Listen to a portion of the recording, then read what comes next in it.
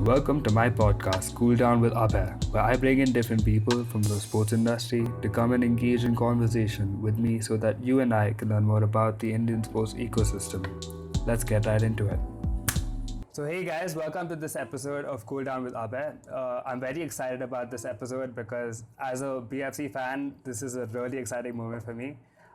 My guest today is the head coach of Bangalore FC, Cuadrat. Welcome. Thank you. Thank you for inviting me for that kind of conversation. Thank you. Thank you so much for taking time out of your day to actually be a part of this. So, before we actually speak about BFC, I was hoping that we could actually let people know about your journey into football and how you began. So, I know that you joined La Masia at the age of 10 years old. So, can you tell me what that was like? Yeah. I am that kind of person who has been doing everything in football. I mean, I started as a football player in Barcelona when they were doing trials for kids. I was 10 years old. Then I have been also ball boy in Camp Nou when the first team was playing the official games. I was catching the ball and giving to the players at that moment. It was in the 80s. So at that moment there was players like Armando Maradona, Bernd Schuster. So it was very nice to be in the pitch with that kind of. Wow. So did you ever get to meet the players like when you were in the academy? Right. I, what was it like actually meeting Maradona? Yeah, it's like a dream. They are your idols. You are watching them on TV. You are watching them as the top stars, and suddenly you are watching them just playing football only 5 yards away from you in the same grass. So nice. It makes you dream a lot about to become a football player, and I was happy because at the end it was what happens with my life. I keep playing with Barcelona for around 10 years. I arrived to the Barcelona B team. At that moment, I have some injuries, so I didn't get the opportunity to play for the first team, but I was a professional in the Spanish second division, so I was getting my dream realized. So it was nice. Still, being a child who has grown up in Barcelona must have been an amazing experience to actually represent your home team, right? That's it. I think that it gives a plus. When you are very involved with a club, then when you are playing, it's like of course every football player is professional. I mean, you are in any club and you are defending that club. But if you are doing with that kind of passion, that means to play for the club that you really love. I think that it's an extra. I think that it's something that, for example, in Barcelona, is happening a lot. That the players like Pujol, like Piqué, even like Messi, they are giving an extra because they really have a big love with the club. Yeah. So before you unfortunately got struck with an injury, you also got an opportunity to represent the Spanish national team, right? That's it. What was that like? Yeah, it was great. I remember the first day of the season when we were 16 years old that the Barcelona coach come to the locker room and say us, okay, this season there is the European Championship of under 16 national team. And some of you maybe have the chance to represent Spain in that kind of event. So just work hard and try to get an opportunity. And finally, I was one of the few players from Barcelona team who arrived to the national team, and it was a very nice experience. We did a wonderful championship in Hungary. We lost semifinals only in the penalties. We play for the third and fourth place, and we get third position, beating Germany that game. So it was a very nice experience. That's amazing. So after you were done with your playing career, you eventually moved on to coaching, and your first job was actually being a director of Grava Youth Academy, right? That's it, because I was playing in that club at that moment. This is a club in the second division in Spain. I was there playing for 9 years. Oh wow, okay. Club. Yes. So there was a lot of relation with me, and at the same time I was studying my degrees to become physical coach and also to become my degree as a head coach. So yes, they give me the opportunity to start just getting the organization of the youth academy in that club. So it was great. It was my first experience in football as a manager, and after that I received the call from Barcelona Youth Academy to be physical coach in the junior team. So I understand that it was the moment to change, and it's what I did. When you actually became the coach, fitness coach at Barcelona's under 15 team, I think this was in 1998. So I think you must have actually had a young Messi over there, right? No, Messi is still a little bit younger. I got the group with Iniesta. Iniesta was my group. So Wow. Messi was there already, but he was like 2 or 3 years down. You know. Okay, wow. So, did they actually show that immense amount of talent when they were that age? Were you able to see that they would be superstars?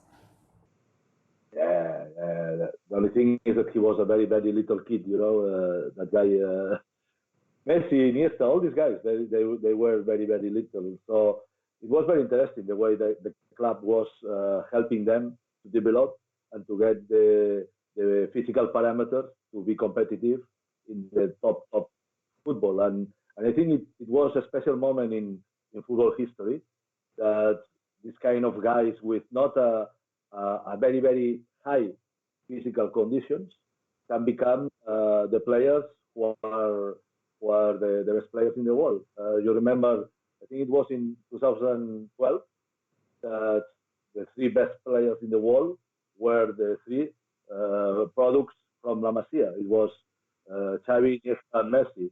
And if you see, these guys are like this, and they are not very aggressive. They are not very fast. They are not very endurance. They are just very good football players. That's the important thing, that they play football very well. They're very technically brilliant players, right?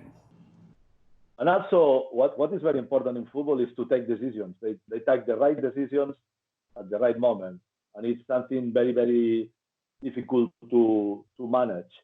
I think that we can see, for example, trying to make the comparison with India, that we have very technical players, very talented players, but maybe they are not taking the right decisions in the right moment during the high pressure games.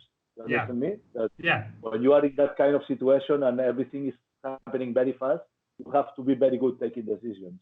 And I think that it's the next step in India, you know, that we can get after so many years of work, that our players take better decisions. Yeah. So after Barcelona, you moved on to Galatasaray and you joined Frank Rijkaard's coaching staff as a trainer, right?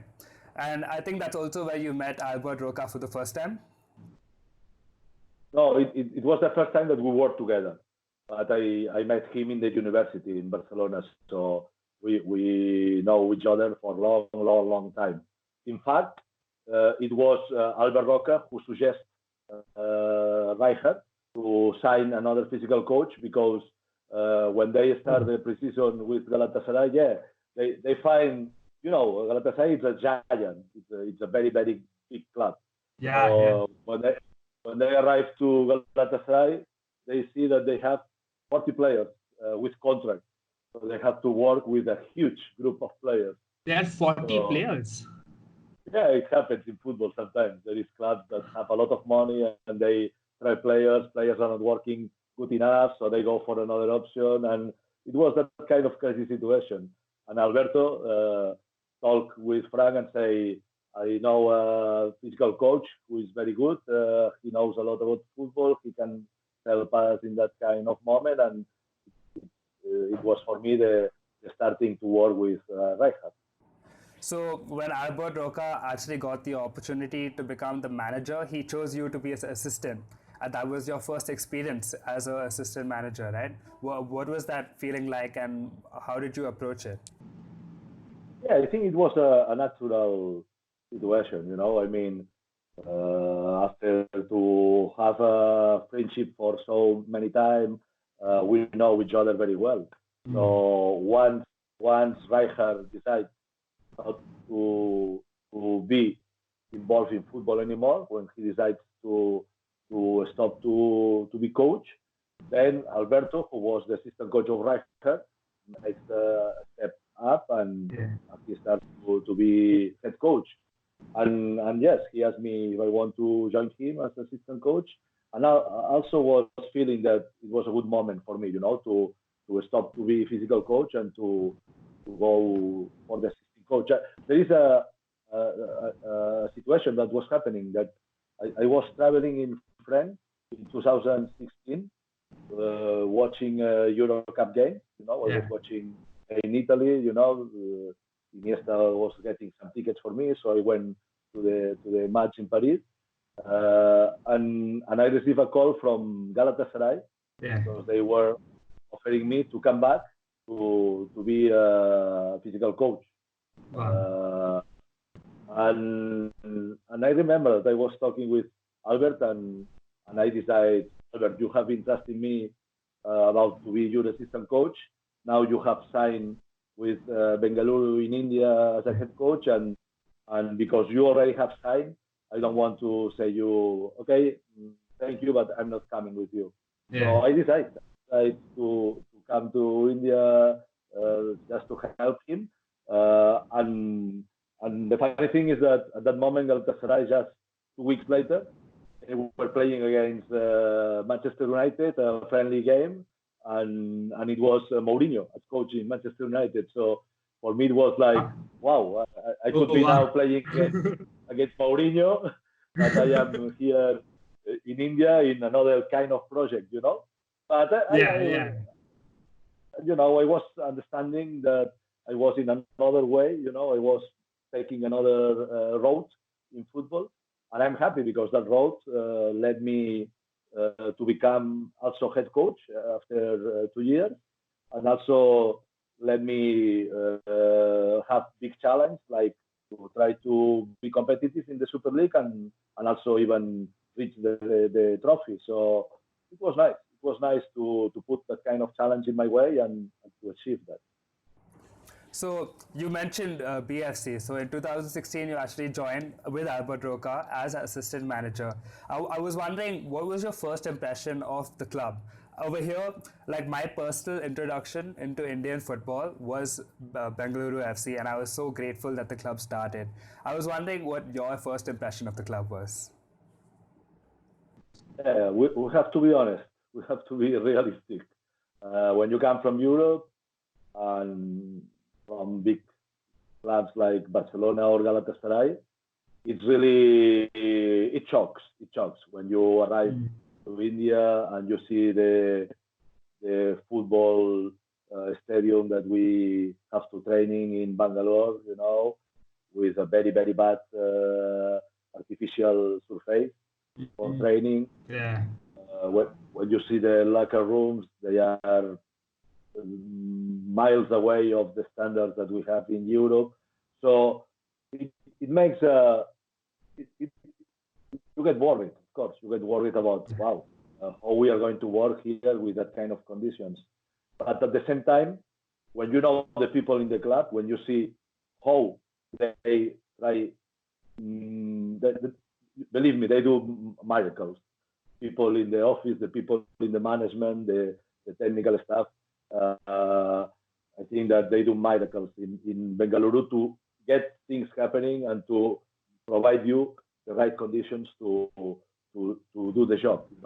And it's in these 4 years that I have been in Bengaluru, we have been getting the targets of the system, and I can see very, very clearly after 4 years that the football in India is improving a lot. I mean, there is a lot of people putting a lot of energy, and also there is the investors putting money, trying to develop things. So for example, in Bengaluru, after 1 year, we start to training in a natural surface that the club was arranging to basically is to have the same conditions of playing the games in the training, and also to avoid injuries. If you're training in artificial surfaces, you have more possibilities to get injured because your muscles and your tendons are doing a different kind of job. So what I mean is that in comparison with what we were working before, it was a very, very, very poor standard to work. But at the same time, you can see that everybody is getting it developed, and that Bengaluru will show us for the first moment that they are a club with a plan. They really want to develop football. So that's the reason, because they have been investing a lot of money in Bellary, and the those kids of the academy can work in very much better conditions in Bellary than if they are in Bangalore. So it's the important thing that there is a plan, and that the plan is giving results. Yeah, nice. So in those 2 years that Albert Roca was still with us, we were able to get the Fed. We were in the I League when you had actually just come, right? So in those seasons, we were able to get the Fed Cup and the Super Cup, and you were able to achieve becoming the first Indian side to make it to the AFC Cup final. That was amazing. So I was wondering why, when Albert Roca decided to leave, how come you chose to stay back over here and not follow him? Although I'm very grateful that you did. I was wondering what was the decision behind it. Oh, yeah, no, it was a challenge for me. When the club offers me to become head coach, as I told to you, I have been in football all my life. I have been football player, ball boy, physical coach, assistant coach. So it was the next step to become head coach. So first of all, I was talking with Albert. In fact, Albert was the one who talked with the management to recommend my name once he decided not to keep working in India at that moment. So it was not a question of I have another project, Carlos, come with me to that other project. No, it was like I'm going to be at home for one year. You want to keep working? I think that Bengaluru is a very good opportunity for you to start as a head coach. So it was the situation, and I understand that the club really was trusting in me as an option, and more important, the players. The players believe that I can be the kind of coach that can take them to the Super League title. So it was the main thing that makes me to say yes to the offer. It's really nice to see that really good bond that you and Albert have with that 10 years of working together, that he trusted you to actually give the hands to you. And in your first season as a head coach at BFC, you actually won the ISL. You won our first ever ISL. What was that like? How you must have been really proud of that. It was a very, very big happiness, because to win a title is to finish all the work, all the dreams, all the situations that you have been day after day during a lot of months. It gives you a result. So it was a wonderful moment, and also when it happens the first year that you are head coach, it's like wow, it's a big challenge, and you get the challenge. So it was a very special moment in my life. Yeah, I can imagine.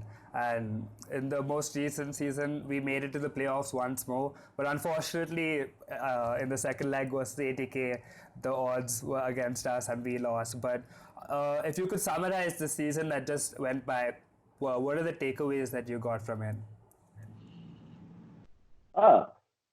Yeah, you know how difficult it is to keep winning titles, because it happens all over the world. You can see that in any big club in the world. So I was worried at the start of the season about which would be the reaction of the players, of the club, of everybody once you become champion, because a lot of times the next season is not good. We have seen historically that the only team to reach the playoffs after become champions was ATK in 2015. The rest of the teams who become champion never reached again the playoffs. So it was my first target to try to keep the guys working hard and getting the playoffs. It was also one of the reasons to sign a 2 years contract, to have everybody ready for the project. Not just I become champion, I get a new good contract, and bye bye. No, it was like, okay, guys, most of you as a player only have 1 year contract. Me as a coach have 2 years contract.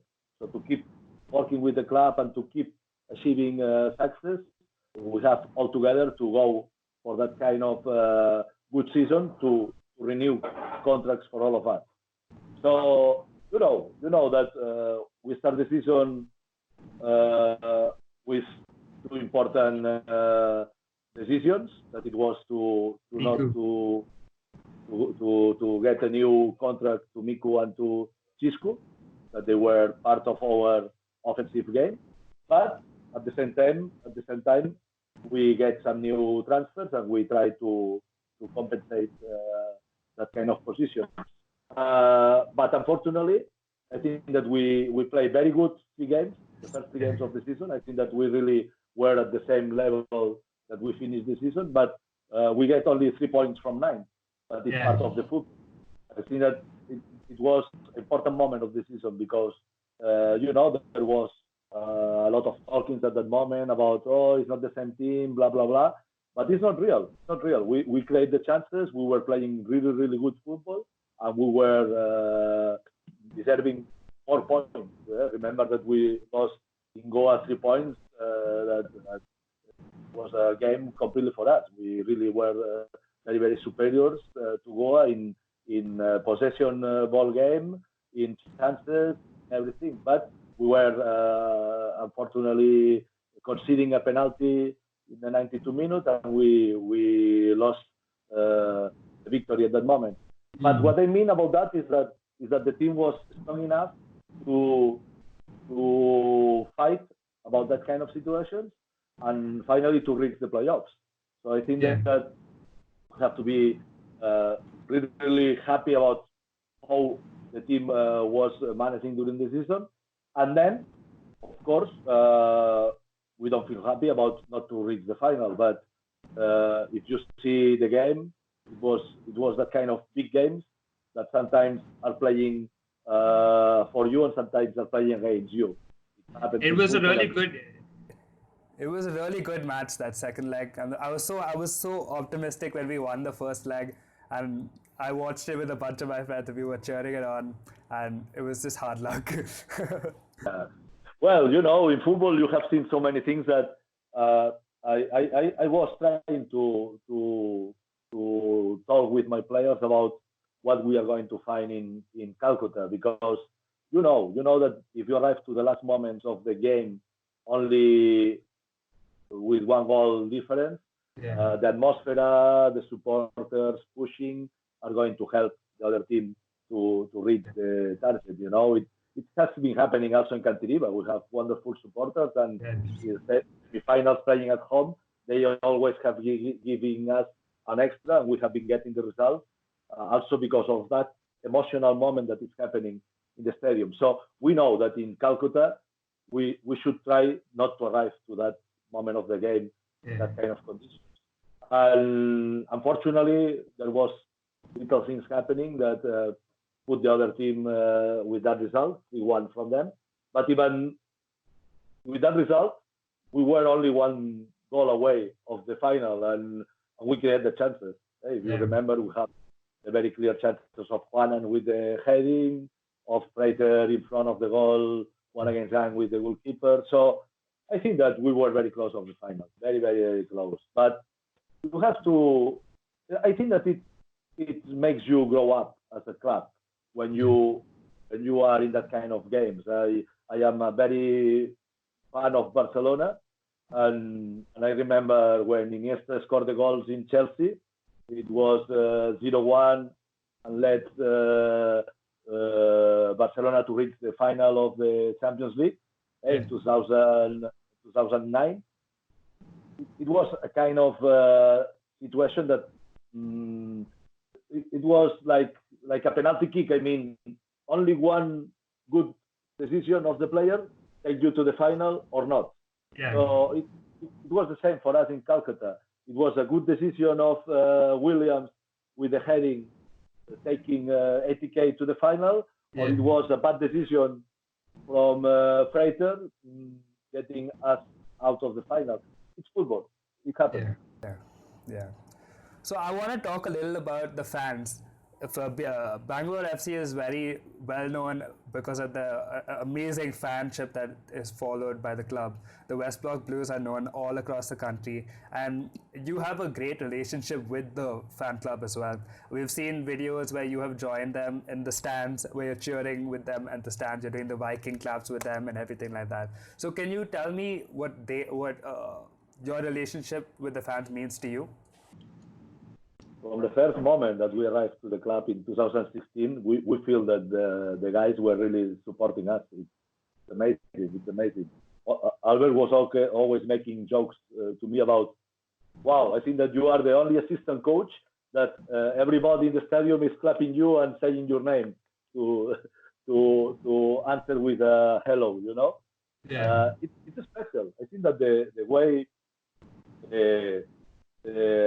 West Block Blues and all the fans in Bengaluru support the team is a very special one. I think that for a very, very young club, from the first moment they have been trying to make it big, you know. Yeah. And it's really very nice.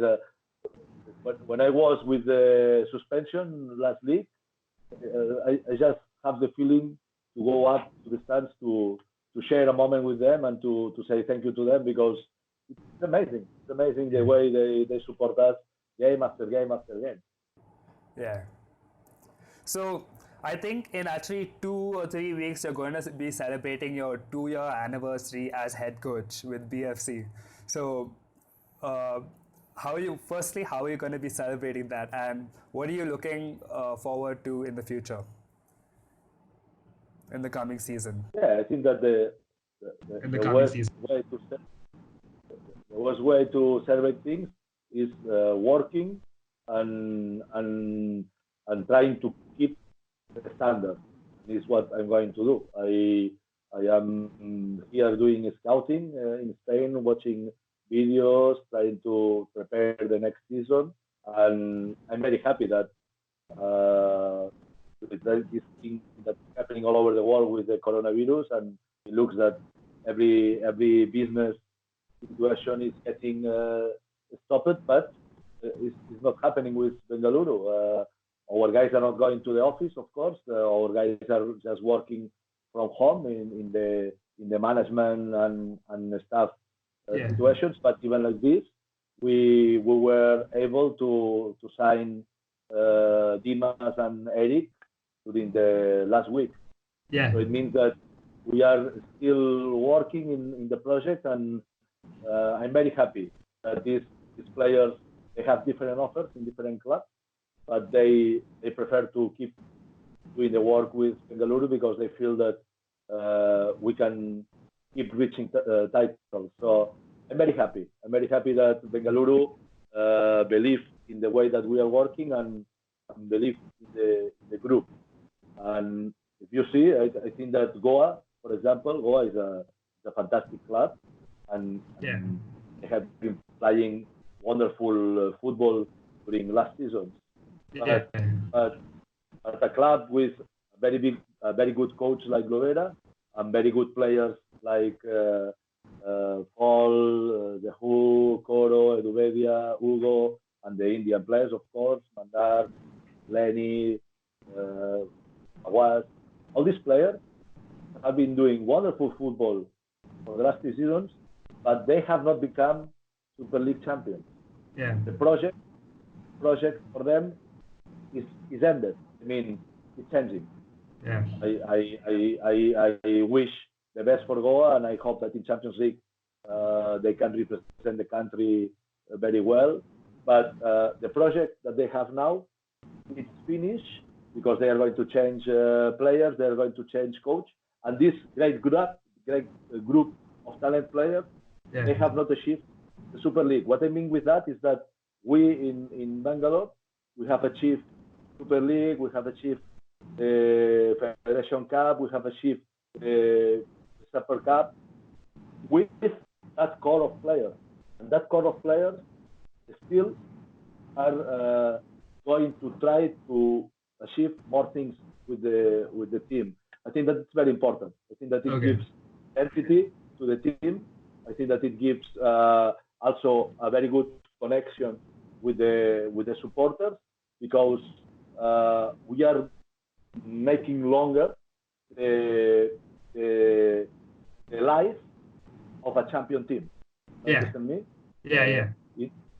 In the last Super League semi-finals, there was 8 players who has been champions of the Super League the year before, fighting for another trophy. Yeah. And I think that in the next